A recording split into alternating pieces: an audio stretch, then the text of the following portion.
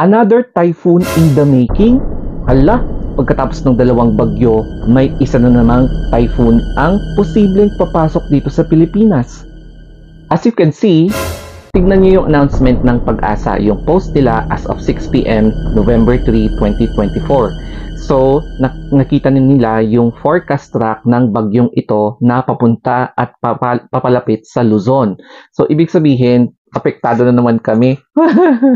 Kaya kung makikita nyo dito sa parang in-screen grab ko na video, talagang nagpo-form na, nagiging organized na yung circulation ng bagyong ito, and malaki talaga yung buwelo niya, malawak yung buwelo niya bago siya makapunta dito sa Pilipinas. Hay nako, meron na naman paparating na bagyo dito sa atin and lalapit siya dito sa may Luzon. So as you can see, yung cloud cluster dito parang meron na siyang circulation. So izo-zoom natin ng konti. Dito banda, ayan o. So nag-i-start na siya talaga mag-form ng circle. So kapag i-zoom in natin, ayan ang Philippines. So ibig sabihin, meron siyang buwelo. So siguro kapag kadating niya dito sa Philippine Sea ay baka mas well-defined na yung kanyang circulation. And ayun na nga, parang magiging typhoon siya, and kapag magiging typhoon, ibig sabihin malakas na ulan, malakas na hangin, tapos masungit ang panahon natin. So let us pray na lang na sana hindi kasing bagsik ng mga nagdaan na bagyo, etong paparating na naman na bagyo. So as of 6 p.m. na post ng Pag-asa sa kanilang Facebook page, nakikita nyo dito yung forecast track ng typhoon or future to be na typhoon kasi tropical depression na ngayon. So ayan, minaximize ko yung picture. So makikita nyo dito 2 p.m. November 3, 2024 Sunday. So ayan, naging tropical depression na siya. Tapos sa 2 p.m. ng November 4, Monday, tropical storm na siya. So, sa November 5, 2 a.m., ayan, severe tropical storm na siya. And then, sa November 6, probably, baka pwede siyang maging typhoon. So, yan yung analysis ng meteorological agency natin dito sa Pilipinas. So, medyo mag-i-slow down siya ng konti. And sa November 6, November 7, November 8, ayan, papunta na siya straight towards Batanes Islands as a category na typhoon. So, hindi natin alam, baka pwedeng lumakas or baka pwedeng humina.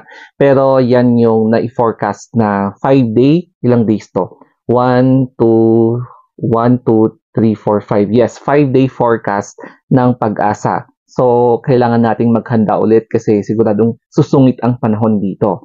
And then, dito sa next picture, yan yung satellite infrared imagery ng Pag-asa.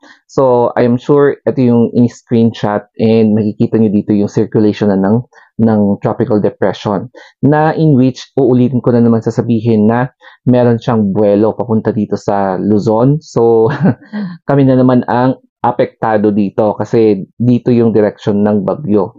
And then, ayan, yung track and intensity forecast. So, ayan, nabanggit ko kanina, yung parang forecasted na magiging status ng bagyo. So, tropical storm sa November 4, and then magiging severe tropical storm siya sa November 5, typhoon sa November 6, and hanggang November 8, typhoon category na siya. Bale, kahapon, yung post ng Pag-asa tsaka this morning na ipakita yung threat of potential na mag-form na tropical cyclone or weather disturbance. So, makikita nyo ganyan, yung parang yellow or orange na coloring dyan. Tapos, yung probable forecast track ng bagyo. And then, ito naman yung satellite imagery. Ayan, yung cloud formation or cloud cluster. So, 7 hours ago, low pressure area yung cloud cluster na yan. So, according yan sa Pag-asa. And then, ngayon lang, na-declare na tropical depression na yan. So, ibig sabihin, meron na siyang circulation, meron na siyang low pressure sa gitna ng circulation na yan, and then, magpo-form pa, magiging mas organized pa yung circulation na yan, hanggang sa maging totally na bagyo na ang itsura niya. Katulad nitong satellite imagery na makikita nyo na yung orange, yung yellow, or even medyo nag-red na coloration na sa infrared imagery na yan.